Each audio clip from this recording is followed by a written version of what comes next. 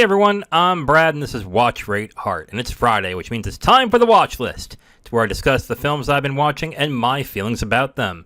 And this week I thought we'd keep the October good times rolling by watching some films about cults. Now, I know what you're thinking. Didn't you review cult films already? Well, I probably should have worded that better, because I actually reviewed films with cult followings, and now I'm reviewing films with cults in them. Yeah, you know what? I probably should have worded all this a lot better. I'm sorry about that. Anyway, we have 4 films to dive into, so let's go on a journey of self-discovery and get started with our first film.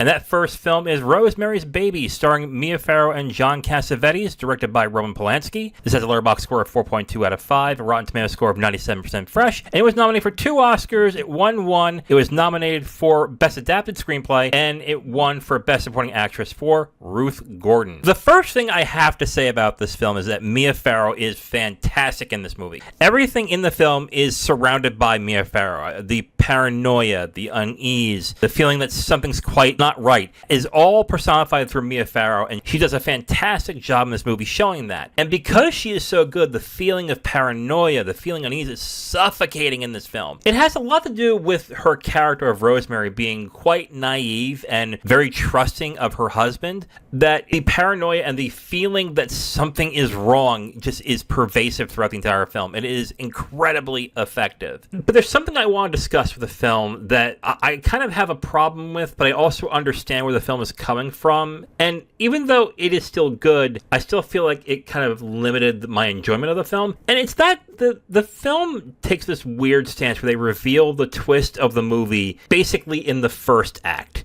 If you have never seen Rosemary's Baby, you know what? I will. I'm going to spoil what the twist is from Rosemary's Baby. So if you have not seen this film, get off this right now and move forward from here to the end. So spoilers coming in 5, 4, 3, 2, 1. Okay. So, in the first act, Rosemary, in the end of the first act, has this kind of hallucinatory dream where she was essayed by a demon or by a devil of some sorts. But it makes it feel like a dream, like something that is just off, that it might not have happened. But it's clear in the film that it did happen, and that what happened before and after makes it quite clear that's exactly what happened. So when the final scene happens where she realizes that she gave birth to a demon child, it didn't really feel like, oh my god, how screwed up. It was like, well, yeah, that's what happened. I was like, of course, we kind of knew that as an audience. So the feeling of paranoia wasn't the feeling of, oh my god, what is going on? Something is deeply wrong. It was, oh, she's in trouble. Oh boy. It just felt like that could have been a lot better if they revealed what happened in the end, that hallucinatory dream of what actually happened. But I get kind of why that they did that way, because the film is more about stripping the person's agency than what is going on with Rosemary. And it's still very good. I still like the way they did the film that way. But I just feel like the feeling of paranoia and then the shock of what happens at the end would have been a lot better if they would have just held off that reveal towards the end. Maybe that's me. There's plenty of people who love this film. But my feeling is I really feel like they should have taken that dream sequence, quote unquote, at the end of the first act and either sprinkled it in throughout the movie or waited till the third act just to reveal what happened. So that's just me. As for a rating, I'm going to give Rosemary's Baby 3.5 stars out of 5. I thought it was a very good film. The feeling of paranoia and intensity and tension is palpable throughout the film, and that's mainly because of you watching Mia Farrow go through everything in this. She is fantastic in the movie. I can't say I don't like the decision that they made at the end of the first act. I just think it could have been done better a different way, but I still enjoyed the movie for what it was. So overall, 3.5 stars out of 5 for me for Rosemary's Baby. All right, and in every episode we do of Watch Rate Hard, I not only give you my opinion, but the opinion of people on Letterboxd as well. So let's start with Greg's 1999. Greg gives it 3.5 stars out of 5 with a heart, and Greg says, this really kept the are they, aren't they going throughout the film. Kind of wish we never found out. Great performance and tension. You know, I kind of agree with Greg's here. I do think at the end, finding out what happens would probably be the most important thing to get the shock factor in there. But if we didn't exactly find out what happened, then there was ambiguity, it could have been a little more creepier, but then it could have just been felt like, oh, this is just a Crazy Neighbors kind of movie. So I'm not entirely sure. But no, actually, I'll take that back, because they do hint at witchcraft and the devil and everything through the books that Rosemary gets towards the end of the film. So, okay, you know what? That might not be such a bad idea. Good one on that, Greg's. Let's get into the second review. This is from Joe. Joe gives it 3.5 stars out of 5 with a heart. And Joe says, hard to not think about Polanski's deviance and plea deal conviction throughout the brutal scenes of drugging and Satan you-know-what. You know, I gotta say, when scouring for reviews of this film through Letterboxd, a lot of people made mention of Roman Polanski and what he did. And I'm usually a person who is, separate the art from artist. I still am to a certain extent. But even I was thinking throughout the film, man, this is kind of disturbing. Not just of what the film is about, but of who made it. So even though I am a separate art from artist kind of guy, I can see why some people would watch this and go, ew. But moving forward with Joe's review. Captivating and engaging with all the vibes of late 60s in NYC. I think that is in NYC. Mia Farrow is the perfect amount of annoying and dramatic that's needed here, and Cassavetes plays a good, ignorant husband. I wish there was more to the dream sequences and some effects anywhere in the film to add. I agree with that, actually. I like so much about this, but I've had a hard time separating the art from the artist with this particular director. Again, I usually don't have that problem, but I'm with Joe on that. I have to agree with him. It's kind of hard knowing what Polanski did and watching this and going, ugh. This third review is from Angie Cupcake 22. Angie gives it 5 stars out of 5 with a heart, and Angie says, this is an example of a perfect film. From the unsettling story to the insane camera work, it's flawless. Cast is spectacular. Ruth Gordon earned that Oscar, and the score is utterly incredible. Yeah, the score is actually really good in this. She has a good point there. It doesn't rely on jump scares or blood and gore to be frightening. That is absolutely true. That is something I did not point out in my review. She's absolutely right. This does not rely on that stuff, and I love it for it. But this is a dark film, and what makes it most terrifying is the running themes of SA and body autonomy. My heart broke for Rosemary every time she told someone she was in constant pain only to be dismissed. Good points on Angie there. And finally, this last review is from Emma. Emma gives it 5 stars out of 5, and Emma says, if I ever sleep with anyone and they say afterwards that it was kind of necrophilic, I'm calling the police. Yeah, kind of a red flag. If I slept with a woman and she says, you know what, I prefer if you just lie down and show no emotion and act like you are not alive, that will be the best, I'd run. I would definitely run. Regarding Rosemary's Baby, I did like the film. I do understand why it is a beloved film, and I do understand why it's considered a classic. But I also understand the complicated feelings people have towards this film. But Mia Farrow is amazing in this, and the feeling of paranoia is just palpable as hell. I like the film. I don't love it, but I do understand why people do. Marcy, what are you doing here? Worried about you. Well, I'm fine. Yeah? And Patrick's worried about you. Oh look! Glorious Leader has given me the second movie to watch, and that is Martha, Marcy, May, Marlene, starring Elizabeth Olsen, Sarah Paulson, and John Hawkes, directed by Sean Durkin. It has a Letterboxd score of 3.6 out of 5, a Rotten Tomatoes score of 90% fresh, and it was not nominated or won any Oscars. So I have a very strong feeling towards this movie, but before I get into my issues with it, let me just talk about how great the performances are in this film. The 3 leads, which is Elizabeth Olsen, Sarah Paulson, and John Hawkes, are great in this. And I think Hawkes is fantastic in this. All 3 of these actors do a great job. But Hawkes has this really good mix of menace, fatherly figure, and feigned compassion that makes him intimidating, but you can also believe how charismatic he really is to have these people follow him. And it's great that these performances are really good, because the performances are what makes this film any interesting, because this is a case of actors outperforming the material that is given. There's a broken narrative to the film that is engaging,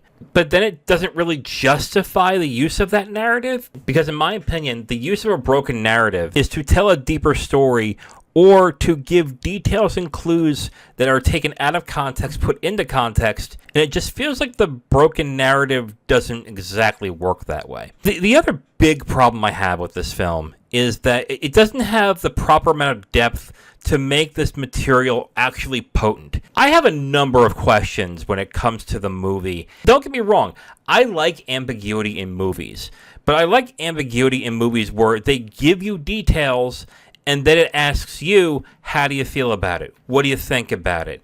What do you think happened? Stuff like that. This film doesn't do that. This film basically tells you a story that feels largely lacking in detail. And then says, whoa, what'd you think? This is how I would describe how the film is. It feels like an outline of a movie that has been painstakingly made to tell a good story. And it's got notes and everything of how they're going to do it. And then they suck the detail right out of it. There's so many questions I have regarding John Hawkes' character. Why Martha, Elizabeth Olsen's character, acts the way she does in certain circumstances. But it just feels like the film just says, because she was in a cult. And doesn't give you any detail as to what happened in that cult. I mean, you know about certain things that happen. But the psychology of why it is. Why did Martha stay with this group?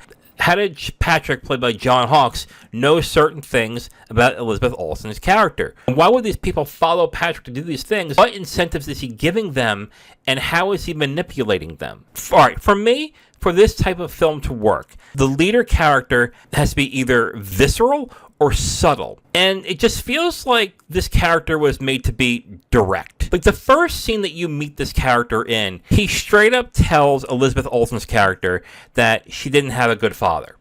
How did he know that? How did he know that she did not have a good father or did not have a good relationship with her father? How? They never explain it. They don't hint at it. It just is. And that is the main problem I have with this film. Even though I think the performances in this film are really good, it just lacks the detail to be engaging. It just lacks the detail to be much more than just a story about a person escaping a cult and trying to reacclimate to society. That's all it is. There's no depth to it otherwise. So despite having all these problems I had with this film, I'm going to give Martha, Marcy, May, Marlene 2.5 stars out of 5. Again, I think the performances are very good in the film. Hawkes is fantastic. The way the film is shot is also really good looking. So visually, I have no problem with it. It's just, it doesn't feel like there's depth to this story. I think I read in one Letterboxd review where someone said this should have been a short story. And I don't know how to feel about that, because I think what this film needed was more depth. But if you're going to turn to a short story, I don't know where else you would go with it other than just to be about her reacclimating to society and her going through those problems. So I really don't know how else to think about this, but overall, 2.5 stars out of 5 for Martha, Marcy, May, Marlene. All right, let's get to Letterboxd reviews. This first review is from Tenton Quarantino. I love that name, by the way. Tenton gives it 3 stars out of 5, and he says, a bit ponderous for its own good. I didn't feel like much was accomplished in the end. May have made for a better short film. Okay, this is where I got that idea. Okay. I don't know how to feel about it being a better short film, because even if you were to cut this film up, I don't think there would still be much more detail for good stories. I don't agree with the short film take, but I do agree with him that I don't think much was really accomplished towards the end of the film. This next review is from Juan A. Ramirez. Juan A. Ramirez gives it 4 stars out of 5, and he says, the first 30 to 45 minutes are virtually flawless with great performances, cinematography, and pacing. After that, it's still an extremely captivating film that stands almost entirely outside its genre and its subtle, non-linear portrayal of PTSD. Few films depict leaving a cult as casually and it was just a bad year as this, which gives it a uniquely interesting edge. Why doesn't this movie get more recognition? When it comes to the non-linear portrayal of PTSD, I understand what the film was trying to do there. Just breaking apart everything to where it almost feels like that she's going in between time. I kind of understand the portrayal, But again, I just think there should be more details and more things that would trigger that PTSD to make it much more credible or to make it much more interesting. That's just me on that one. I kind of disagree with Juan here, but I kind of see where he's going. This next review is from Lucy. Lucy gives it 3 stars out of 5, and Lucy says, I feel like this was really unfinished, but maybe it's just me. You know, maybe. I can see where she's coming from. I still think it's just lack of detail, but I can understand why she can definitely feel like this is unfinished. And finally, this last review is from Hector. Hector gives it 4 stars out of 5 with a heart. And he says, when you watch this movie, you can't help but look into Elizabeth's eyes. What she's trying to say and how she's feeling is in her eyes a brilliant performance. I absolutely agree with that. It's a really good performance from her, from Paulson, and from Hawks.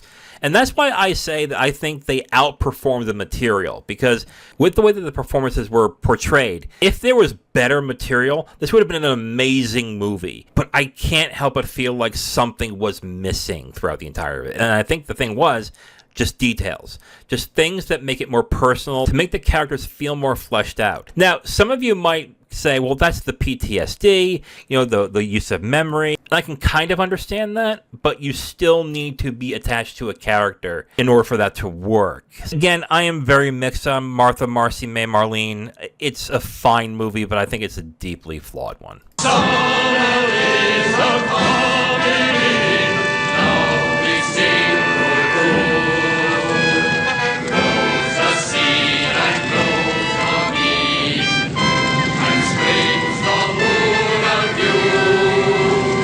Huh. I just woke up from the sound of music that's coming from my fellow sect members, which is strange because I should be reviewing The Wicker Man, starring Edward Woodward and Christopher Lee, directed by Robin Hardy. It has a Letterboxd score of 4.0 out of 5, a Rotten Tomatoes of 91% fresh. So I had a kind of strange reaction to The Wicker Man. If I'm rating The Wicker Man as a horror film, as a film where I was watching it and I was scared, I was uncomfortable, and I was wondering what was going to happen next, I didn't think it was all that effective at all for me. I didn't find it at all scary. I found it disturbing in parts. I definitely found it weird a lot of the time. But scary is not something I really felt. I wasn't really afraid of what was going to happen next on screen. That might also because I'm not a fan of horror. I know I say it a lot. To be honest, when it comes to the horror aspects of the film, it didn't work. That said, I really like this movie, and the reason why is because of the story. And to me, it's a story about the intolerance of religion and of others as well. And I just think it's a really good story. And the first thing I found incredibly interesting is the constant use of light, happy faces, but unsettling themes. I think the way that they mix everything together is highly effective. Now, I think part of the reason why I didn't find this scary is because I found it rather campy. But it fits really well, because if it's light out and everyone's happy and they're singing and, the things they're singing are weird, it's kind of hard to find that scary in a way for me, but I did find it very strange and weird. So I think that kind of added to the campiness aspect of the film. I actually think it's quite smart what they do with the themes in this film, because if you were to read the description of the film, obviously the villains are the villagers and the person who's leading the village, who is played by Christopher Lee. To me, I see the villain as the cop, and I'm going to explain why that is. First off, everybody in the town is happy, jovial, treat each other fairly well, even though their customs are weird. I mean, really weird. Even a little uncomfortably weird. The sound of kids singing about impregnating a woman is really weird. Don't get me wrong. And because I live in the United States, we treat sex very different than other countries. So we're very skittish about talking to kids about sex. I am uncomfortable talking to kids about sex. I think any a right-minded adult is. But I will say this. Although I found that weird, the fact that nobody in the town found it weird, and everyone was happy, and it doesn't seem like anybody is being abused at all. This would have been disturbing to me if I got the feeling that kids were being abused. If that was the case, then I would have been like, okay, that's really screwed up. But I don't see that being the case. I think some people might actually see a problem with that take because they would look upon this as grooming. But the film doesn't hint or make it seem like these kids are being abused at all. To me, I look at it as like a religious custom of sorts. It's normal to them. No one's getting hurt. This is how they live their lives. As strange as it is and how I would not want to be there. Is it scary to me? No. It's uncomfortable, but it's not scary. It's just these people who are living their lives the best they can, and they're happy. But I find the villain to be the cop in this movie, because to me, the cop cares more about their customs and not living a Christian life than he does about the crime. Like, if you listen to him and watch him react to things throughout the entire film, he cares more about them not leading pure Christian lives than he does about the actual child that is missing. And I just found that really fascinating in this film, that this cop who is trying to find this girl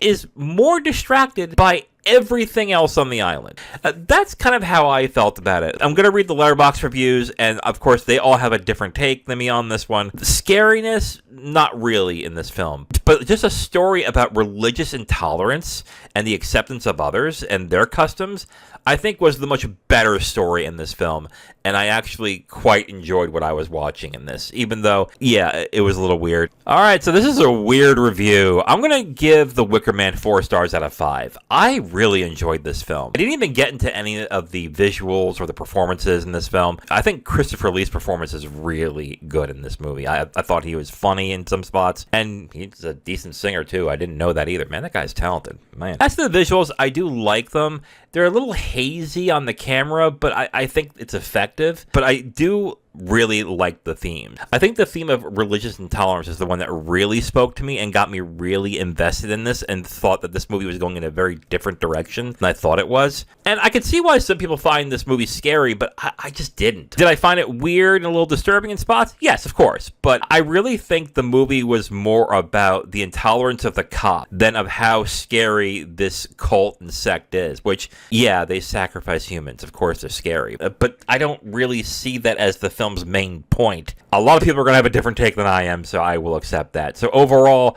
4 stars out of 5 for me for The Wicker Man. Let's get into the Letterboxd reviews. This first one is from Nora. Nora gives it 4 stars out of 5 with a heart, and Nora says, I think I got my new favorite musical. And man, there are a lot of people who kept commenting, oh, my new favorite musical. Oh, I didn't realize this was a musical. A horror musical? This is weird, but this is so good, though. And it surprised me, too, because the music is actually not bad in the film. And I thought it was really effective to show how happy and how innocent all these people were in this film. So, again, some will debate whether I'm right or wrong on that. This next review is from Nick Reamer. Nick Reamer gives it 5 stars out of 5 with a heart. And Nick says, don't go to church, give in to temptation, watch more movies about cults, and watch more Christopher Lee movies.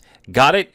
Got it so hard. I'm obviously a half century late to the party, but wow, that final scene. A feast for the eyes accompanied by songs of joy, pleads of faith, and screams of death. Amazing. That is an incredible scene, by the way, the burning of the Wicker Man. I think I gotta rewatch this because I really found none of this all scary, but maybe I missed something. This next review is from Joey Bowie. Joey Bowie gives it 4 stars out of 5, and he says, the Wicker Man walked so Midsommar can run. You know, I gotta be honest, I think I like Midsommar better. I think Midsommar has a much more interesting plot, and I actually was disturbed and scared throughout Midsommar, where I wasn't really in The Wicker Man, but I definitely see what Joey Bowie is saying there. If it wasn't for The Wicker Man, I don't think something like Midsommar would have worked. And the last review is from Wyatt Bowler. Wyatt Bowler gives it 4 stars out of 5, and he says, unsettling, odd, quirky. The naive detective ultimately perished due to his own foolishness. Not a bad film at all. Love that weird early 70s horror. Just makes you feel uncomfortable. You know, I did feel uncomfortable in spots, but I just wasn't scared. I know I keep saying this, but I just wasn't scared watching this film. I don't think the detective died because of his foolishness. I think he died because of his ignorance. I think that's why he died. But okay, yeah, and his foolishness too for staying and for nosing about and everything. But I think I'm going to have a lot of hot takes on this one. Even though I really like The Wicker Man, I just didn't find it scary. And I'll reiterate this as well. Hearing kids singing about sex and impregnating women is kind of gross and disturbing. But again, unless there is proof in the film, or if there's a hint in the film that these kids are being abused, I can't really find it scary. Would I be comfortable with hearing that in person? No, I would not. But again, these people are clearly fine with it. They seem happy. I would say in any kind of group setting where there is a certain amount of rules and a certain amount of customs that people live under, it could feel cult-like in a way. So I guess that's the way to look at it. I really liked The Wicker Man. I thought it was a great movie. I just liked it for different reasons than I think others did. Something amazing has happened to me. So powerful and so gentle. It's hard for me to describe. Finally, I'm sitting in this room waiting for the aliens to arrive, which was ordained by the glorious leader. But while I wait, let me tell you about my thoughts on Holy Smoke, starring Kate Winslet and Harvey Keitel, directed by Jane Campion. It has a Letterboxd score of 3.2 out of 5, a Rotten Tomatoes score of 46% rotten, and it did not win or get nominated for any Oscars. Before I even get to the review of this film, I have to point out, I kind of forgot exactly how brave of an actress Kate Winslet was in the 90s. I mean, this was when she was in her 20s, right? And she was willing to do anything for a role. Anything. On to the review. I think both Harvey Keitel and Kate Winslet work well together. I think the scenes that they are both together in are some of the better scenes in the film, and they just seem to work well and bounce off of each other very well. Other than that, the film falls apart for several reasons. And man, I'm not even going to get into all of them. But the first one is that not one character in this film is either likable or interesting. And that makes it very hard to be interested in this story, because the family is annoying and kind of ignorant sounding and just a bunch of people I would not want to know more about. They were completely annoying. But the two main characters, which are Keitel and Winslet, you barely really know anything about them other than one is supposedly brainwashed and the other is someone that gets rid of the brainwashing. And neither of that is all that interesting. And what's also interesting is, for someone who is brainwashed, Kate Winslet seemed a bit normal in this character. Maybe that was the point, that maybe she really wasn't brainwashed, but then it kind of falls apart on itself in the end. And speaking of brainwashed, the relationship between the deprogrammer and the brainwashed, and the turnabout that goes around during those scenes, just doesn't work. And they don't work because if you feel like neither person is all that bright, it really doesn't matter. What this film was trying to do, I think, maybe I'm wrong about this, but what I think the film was trying to do is make this a story about intelligence and wit, about showing two people that are outwitting and out-discussing each other and scrambling each other's brains until something happens. But when you can't believe either of them are that smart, or even that interesting, that concept just does not work. When the film started getting to the third act, less and less I was just not really interested in what was going on or believing any of it. And I'll end it with this. What exactly was the message of this film? Like, what was it really? If there was one, and there probably is, it was muddled by the bad dialogue and the humor that did not land. The best way to describe this film, and this might be a little insulting, but this film felt like Freddie Prinze Jr. wanted to do an art house film, but he wanted it to be just like She's All That. And somebody was like, what do I do with that? And this definitely feels like a teen film from the 90s. I kept getting reminders of those really awful 90s teen movies like Boys and Girls and Summer Catch, while watching this film that is supposed to be deep and interesting about deprogramming. And I'm watching this going, none of the tone of this fits. None of it. It's just a messy film. And that's my experience with Holy Smoke. I was excited to watch it because it was a Jane Campion film and has two actors that I really do like. And when they have a good role, they usually go all out. But even though they do go all out in this movie, it's kind of a waste because nothing else in the movie works. And because of that, I'm giving this film 1 star out of 5. It is an absolute mess of a film. I do like the two leads in this film. I think they do as well as they can with what they're given. But absolutely nothing of substance works in this film. Neither character sounds all that intelligent. And then the background characters as well, the family, are not interesting or likable at all. And maybe that was the point, that they were not supposed to be likable because they are kind of ignorant. And because of the mess that this film is, the overall message is so muddled that I can't really decipher what the message was supposed to be. It probably is something about spirituality and empowerment and finding yourself. But again, if none of the characters character interesting or even that intelligent or witty, why would I care? So, 1 star out of 5 for me for Holy Smoke. All right, let's get into the last Letterboxd reviews. This review is from Madison. Madison gives it 2 stars out of 5 with a heart. Okay. And Madison says, Jane Campion objectifies Harvey Keitel as much as she can, puts him in drag, dick shot, pussy eating, me, feminism. that's actually good. That's kind of what it feels like. It's like, let's just have an excuse to show Harvey Keitel's dick again, but this time in makeup. That's kind of what it probably is. Maybe I'm thinking too deeply about the film. This next review is from Sarah. Sarah gives it 3.5 stars out of 5 with a heart, and she basically tells me to shut up and say this was fun. That's pretty toxic, don't you think, Sarah? I'm kidding. Anyway, let's get into the third review. This review is from Justin DeCloud, and he's just going to say, subtle, this is not. I would have to agree, but I'm not sure what it's not being subtle about.